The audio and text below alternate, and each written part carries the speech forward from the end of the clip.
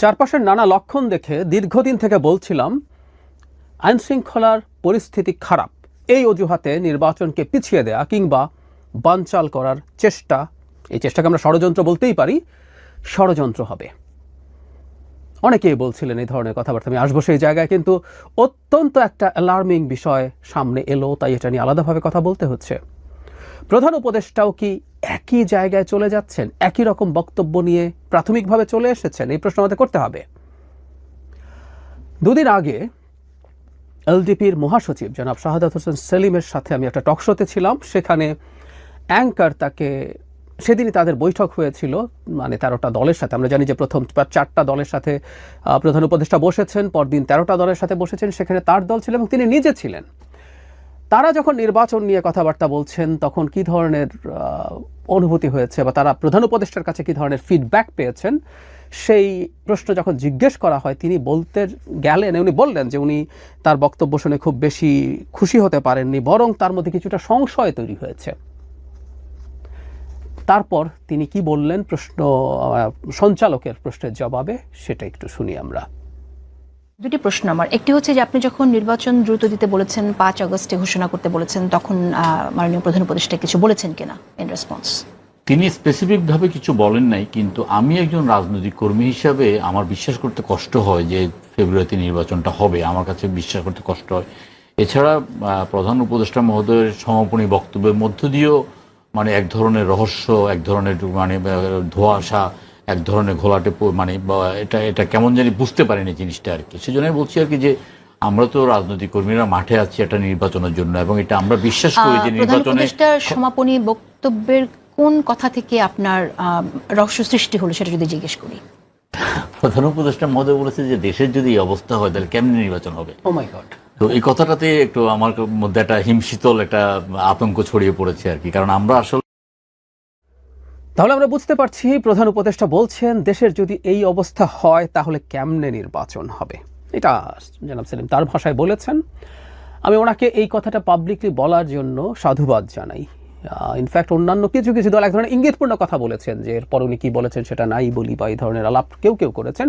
কিন্তু আমি মনে করি 13 দলে যারা ছিলেন তারা পাবলিকলি এই কথাগুলো বলা দরকার, কারণ প্রধান উপদেষ্টা তাদের কাছে এই তথ্যটা দিয়েছেন। আমি ধারণা করি আস্তে আস্তে তিনি জনগণের উদ্দেশ্যেও বলতে শুরু করবেন, মানে দেশের যদি এই অবস্থা হয় তাহলে নির্বাচন কেমনে হবে। আমরা এখন সোজা সাপটা যদি বলি, প্রধান উপদেষ্টার এই বক্তব্যটা is very much align two NCP এবং জামায়াতে ইসলামী। এনসিপি নাহিদ ইসলামের মার্চ মাসে রয়টার্স এএফপির বক্তব্য কথা রিপিটেডলি বলেছে। আমি এই কথাগুলো রিপিট হলেও বলতেই থাকি, কারণ এগুলো আমাদের কানে থাকতে হবে, এবং কেউ যদি আমার আগের ভিডিও না দেখে থাকেন অন্তত এখান থেকে যাতে সেই ধারণা পান। তিনি নির্বাচন না হতে পারার বা সংশয়ের পেছনে আইনশৃঙ্খলার পরিস্থিতির কথাই বলেছিলেন। জামায়াতের আমির পাটগ্রাম থানা হামলা এবং আসামি ছিনিয়ে নেওয়াকে ইন্ডিকেট করে বলেছিলেন এভাবে কিসের নির্বাচন, মানে কিভাবে এরকম সময় নির্বাচন হতে পারে, কিসের নির্বাচন হতে পারে, মানে নিরাপত্তাকে অজুহাত হিসাবে বা যুক্তি হিসাবে তাদের ভাষায় দেখিয়ে। এখন প্রধান উপদেষ্টাও একই কথা বলছেন। তিনি বৈঠকে বসেছিলেন, তার একটা প্রেক্ষাপট আছে। তার আগের দিনই বাংলাদেশের তার আগের দিন ডিজাস্টারটা ঘটেছিল, কিন্তু বৈঠকের আগের দিন ঘটেছিল একটা খুবই অ্যানার্কিক সিচুয়েশন। একটা হচ্ছে মাইলস্টোন স্কুল এবং কলেজে দুজন উপদেষ্টা এবং প্রধান উপদেষ্টার প্রেস সচিবকে স্টুডেন্টরা দীর্ঘ 9 ঘন্টা অবরুদ্ধ করে রাখেন। তারা দফায় দফায় বেরোতে গিয়েও পারেননি, এবং পরবর্তীতে শিক্ষা সচিব এবং শিক্ষা উপদেষ্টার পদত্যাগের দাবিতে সচিবালয় ঘেরাও করা হয়েছিল। শুধু ঘেরাও না, সচিবালয়ের গেট ভেঙে ভেতরে ঢুকে সচিবালয়ের যানবাহন ভাঙচুর করা হয়েছে। অত্যন্ত নৈরাজ্যকর একটা পরিস্থিতি তৈরি হয়েছিল। সেই পরিস্থিতির পর তিনি বসছেন এবং তার বক্তব্যে যখন এইভাবে এই পরিস্থিতিতে যখন ইন্ডিকেট করছেন, তার মানে এর আগের দিনের এই দুটো ঘটনাকেই তিনি ইন্ডিকেট করছেন।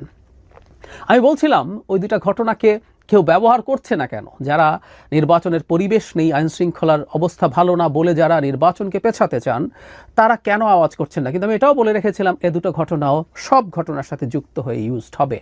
গোপালগঞ্জে যেমন ঘটনার পর যেন হান্নান মাসুদ খুব সময় লাগেনি, খুব দ্রুত এভাবে কিসের নির্বাচন করবে এই সরকার, এসব বলেছেন।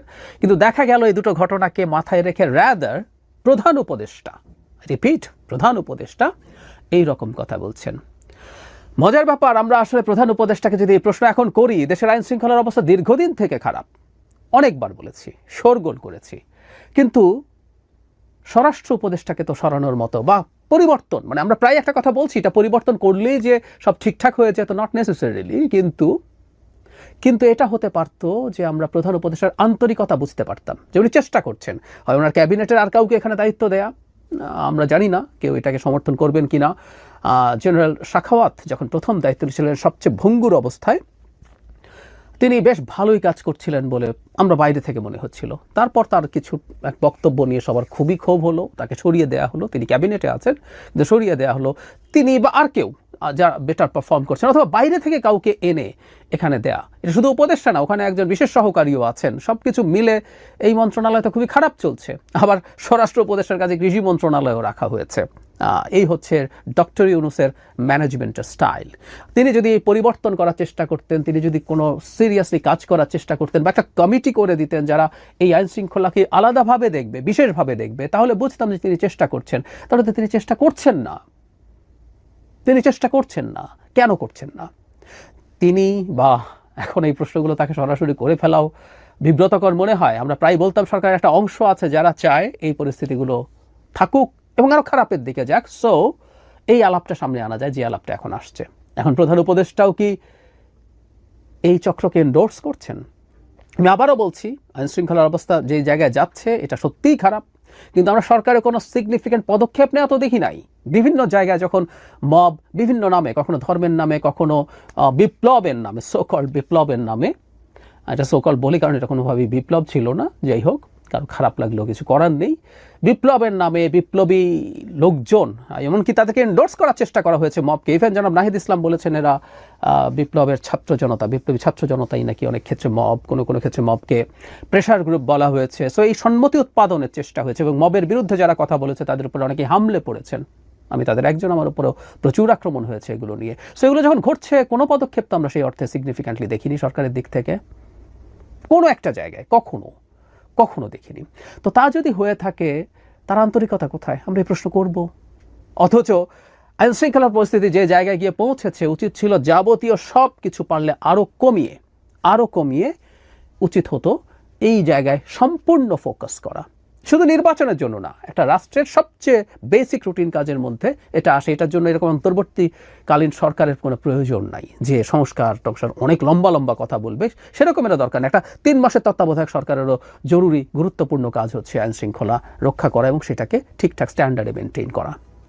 আমরা জানি পুলিশ বাহিনীর সমস্যা আছে, কিন্তু পুলিশ বাহিনীর সাথে সাথে এখন ম্যাজিস্ট্রেসি পাওয়ার নিয়ে সেনাবাহিনী মাঠে আছে। কি করছে সরকার? আবারও বলছি, কোনো চেষ্টা দেখছি না, কোনো পরিবর্তন করার টেন্ডেন্সি দেখছি না। গোপালগঞ্জে যে ঘটনা হলো, ন্যূনতম রাজনৈতিক খোঁজখবর রাখা মানুষ এটুকু প্রেডিক্ট করতে পারতো, আমরা অনেকেই করেছি। স্বরাষ্ট্র উপদেষ্টা এতটা হবে নাকি বোঝেননি। আমি আসলে মনে করি যাবতীয় সব গোয়েন্দা সংস্থা সঠিক তথ্যই দিয়েছিল এবং কনস্পিরেসি থিওরি বলতে পারেন কেউ, কিন্তু আমি এটাকে একটা অল্টারনেটিভ থিওরি হিসেবে বলতে চাই। সেটা হচ্ছে হতে দেয়া হয়েছে, কারণ এগুলো প্রত্যেকটা অ্যাকুমুলেট করছে। সচিবালয়ে শোনা গেছে ঢুকতে দেওয়া হয়েছে, অনেকে এখানে যারা ছিলেন যে পুলিশ ঢোকার ক্ষেত্রে বাধা দেয়নি, অথচ সেই বল প্রয়োগটা আমি একটা ভিডিওতে বলেছিলাম, সেই বল প্রয়োগটা গেটের বাইরেই হতে পারতো, যাতে গেটের মধ্যে দিয়ে ঢুকতে না পারে, কিন্তু গেট ভেঙে ঢুকে গেছে। এটা আসলেই খুব serious law and order situation. দেখা গেল যে সরকারের এই উইংগুলো কাজ করতে পারছে না।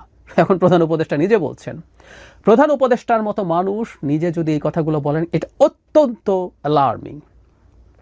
জনাব সেলিম যখন এই কথাটা প্রথম বললেন, আমি টকশোতে বসে আমার মুখ দিয়ে ও মাই গড স্পন্টেনিয়াসলি বেরিয়ে গেছে।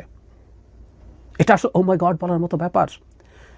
আমরা এটুকু জানছিলাম যে প্রধান উপদেষ্টা অন্তত তার যে সম্মান রক্ষার জন্য তিনি যে কথা দিয়েছেন জাতির কাছে, সেটা রক্ষা করবেন, কিন্তু আর মধ্যে অন্য অনেকেই এই ধরনের চেষ্টায় আছে। কিন্তু ওনার এই বক্তব্যের পর আমরা এই সন্দেহটা রাখবো। আমি বলছি না নিশ্চিতভাবেই তিনি এর অংশ, কিন্তু এই সন্দেহটা আমরা প্রকাশ করে রাখবো, তিনি কি এটার অংশ?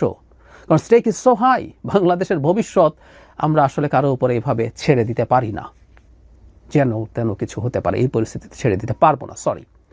সুতরাং আমরা আশা করি, আমরা মনে করি, আমরা যারা সচেতন নাগরিকরা আছি তারা তাদের জায়গা থেকে শোরগোল করবে এবং রাজনৈতিক দলগুলোকে খুবই ভিজিল্যান্ট হতে হবে। প্রয়োজন তাদের আস্তে আস্তে মাঠে নামার চিন্তা করতে হবে, যাতে এই ধরনের কোনো চেষ্টা হালে পানি না পায়। প্রধান উপদেষ্টার এই বক্তব্যকে সিরিয়াসলি নিতে হবে। কেউ কেউ বলতে পারেন যে অনেক বেশি সেন্সিটিভিটি দেখাচ্ছে কিনা। আমি বলি সিচুয়েশনটা এখন এতটাই নাজুক, এতটাই টার্ময়েলের মধ্যে আছে, আমরা এতটাই ক্রান্তি লগ্নের মধ্যে আছি, এখন অত্যন্ত ছোট বিষয়কে বেশ বড় করেই দেখা উচিত হবে। এতে হয়তো কখনো কখনো বাড়াবাড়ি মনে হতে পারে, কিন্তু এটা আমাদের বিপদ থেকে বাঁচাবে। আমাদের খুব সতর্ক হতে হবে।